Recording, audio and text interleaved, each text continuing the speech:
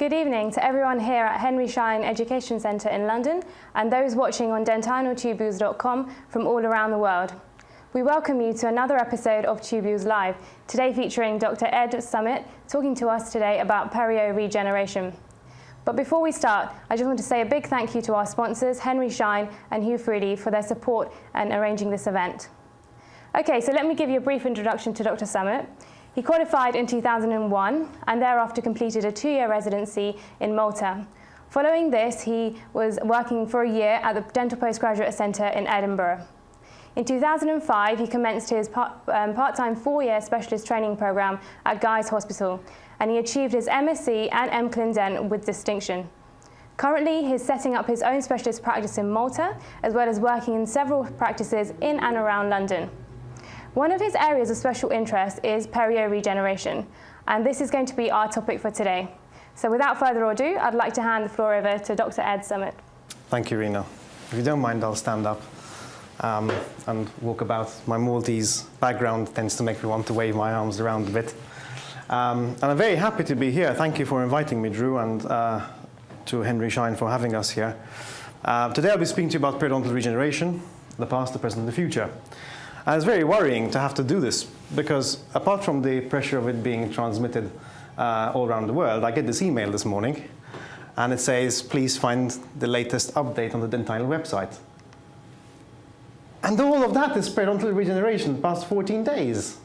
So I have to not only do my bit, but summarize everything which has been said so far and maybe give you something new which you haven't heard before. So my work is cut out. My objectives is to first describe periodontal defects and the relative potential for periodontal regeneration, describe periodontal wound healing, and the key differences between repair and regeneration, which I'm sure you all know very well, and give a historical perspective on periodontal regeneration. Finally, I want to describe the contemporary techniques as well as a look towards the future for what periodontal regeneration has to hold for us. Okay. So in perio, we treat two main problems, don't we? We treat periodontitis and we treat recession.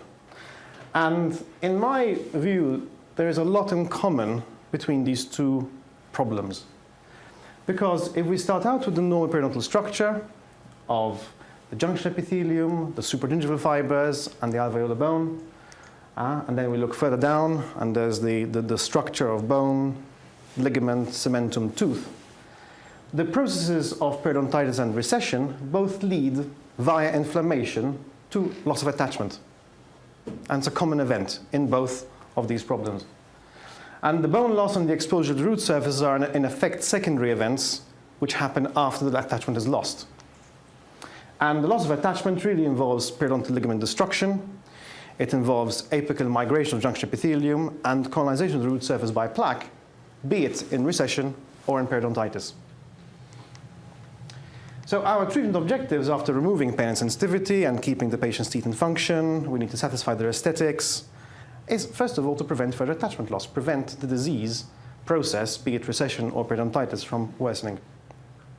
Remove the cause of inflammation, the etiology, and establish conditions for it not to return. And now we go for gold, regenerate the lost attachment or cover the root surface. In periodontitis, we look at two kinds of defects, the suprabony defects and the intrabony defects. And suprabony defects are characterized by horizontal attachment bone loss, typical picture over here, where you can see there has been uniform loss of attachment circumferentially around all the teeth. Whereas intrabony defects can be divided, as we all know very well, into one-wall defects, two-wall defects, and three-wall defects. And I won't dwell on this classification because I'm sure it has been already very well covered in the talks which we've had in the past couple of weeks about periodontal regeneration.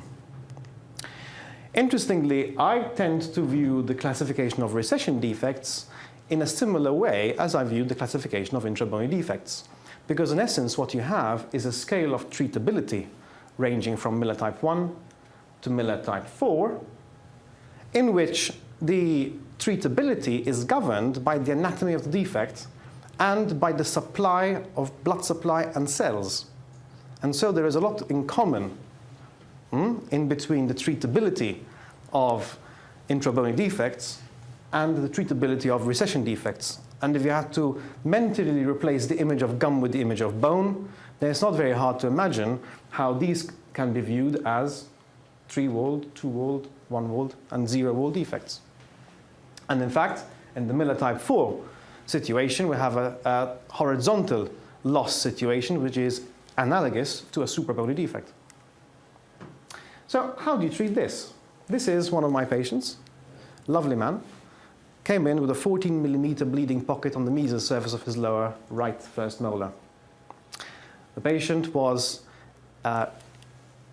having symptoms. He came to see me not because he knew he had a pocket, but because he had pain in his tooth.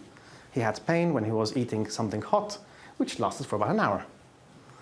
And having looked at the radiograph, I made a diagnosis of pulpitis, which is developing from a periodontal defect, which is about to go perioendo defect.